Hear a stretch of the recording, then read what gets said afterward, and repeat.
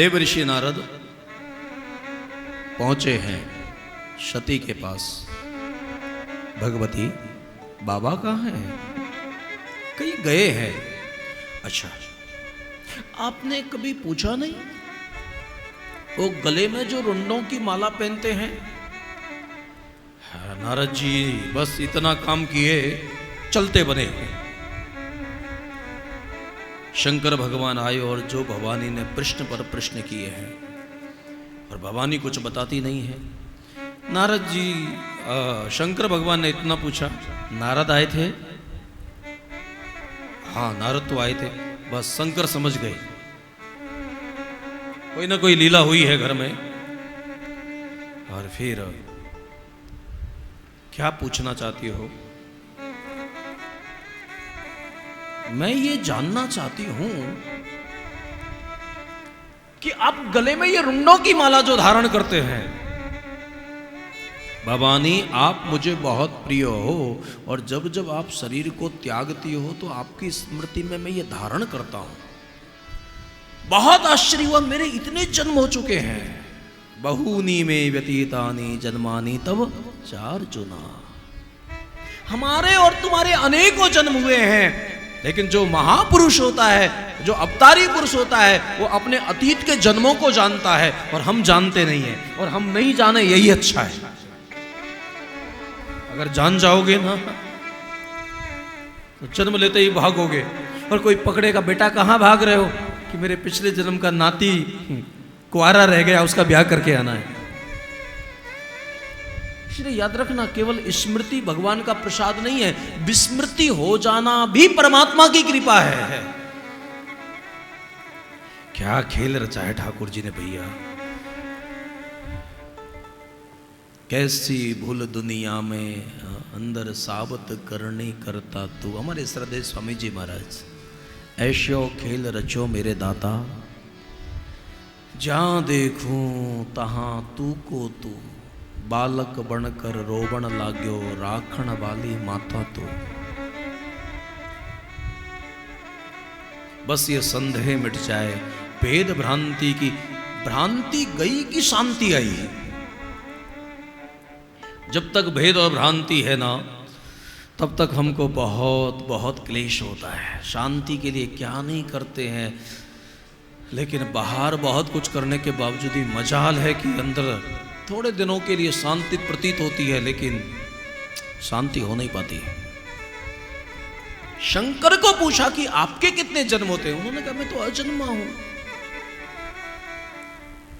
क्या है आपके पास अमर कथा? मुझे सुनाओ।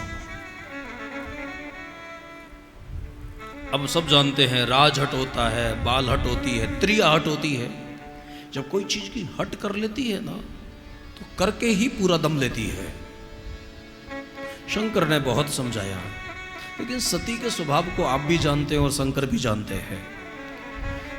सती की एक सबसे बड़ी दिक्कत है कि सती दूसरों की बात मान लेती है, लेकिन शंकर की नहीं मानती है। और शायद इन कथाओं के बाद में बहुत सारे लोगों को सुकून मिलता है कि कुछ भी है। ये समस्या हमारे घर में नहीं, शंकर के साथ में भी थी। वो सबकी बात मानती है, लेकिन शंकर की बात नहीं मानती। शंकर से बहुत जिद करती है। मुझे भी अमर कथा सुननी है। ले गए उनको अमरनाथ। और फिर वहां जाकर, जैसा कि हमारी ये छिपक कथा है, ये समाधि भाषा है। ये पुराण जो है ना, अब ये तो हम गाने वाले कोई बहिर्मुक्ता में आ जाते हैं, बाकी एक अवस्था में जाने के बाद में शब्द भी खो जाते हैं और केवल अनुभव बचता है। और अनुभव भी जब प्रगाढ़ हो जाता है तो और वो अवस्था बचती है। समाधि भाषा है, ये नाद ब्रह्म है। वहाँ एकांत में शंकर ने जैसे ही कथा को गाना प्रारंभ किया, भगवती को नींद आ गई। सच में ये पता नहीं क्या भगवान की कृपा है। जिन लोगों को घर में गोली खाने से नींद नहीं आती है, एक कथा की बोली जैसे ही कान में जाती है ना, और कई माताएं तो समझदार हो गई हैं आजकल। अब महाराज हमें तो दुनिया का अब कोई तनाव नहीं है, क्योंकि अब तो हमारा आदत, जब से वो कथा आपकी चैनल पर आती है ना, तो हम क्या करती हैं कि उसको रात को चला देती हैं और वो चलती रहती है और हम सो लेती हैं। कथा सुनते सुनते जो नींद आती है ना, मुझे कई माताओं ने बोला है इस बात को। तो मैंने कहा माता जी वो रात में चलता रहे, नहीं नहीं, एक बार जब ऐसा लगता है कि अब ज़्यादा नींद आ रही है तो फिर बंद कर देते हैं, फिर गहरी नींद में चले जाते हैं। लेकिन माता जी आप ऐसे कैसे कथा सुनते? उन्होंने कथा तो बहुत अच्छी होती है आपकी, लेकिन वो क्या होता है वो याद नहीं रहता, क्योंकि हम सो जाते हैं, वो चलती रहती है। और ये सच में होता है।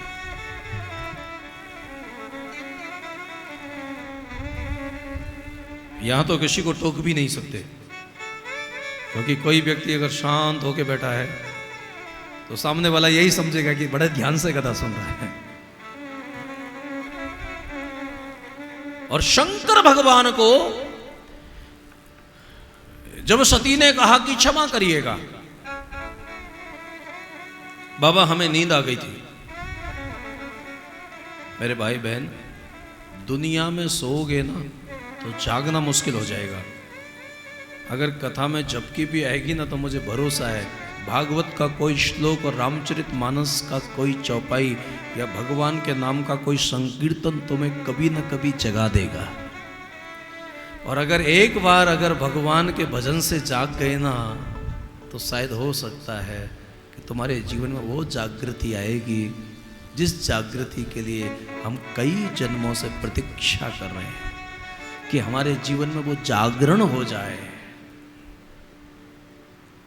और फिर उसके बाद भगवान ने देखा कि तुम अगर विश्राम में थी तो ये हुंकार कौन भर रहा था? एक सुख शावक।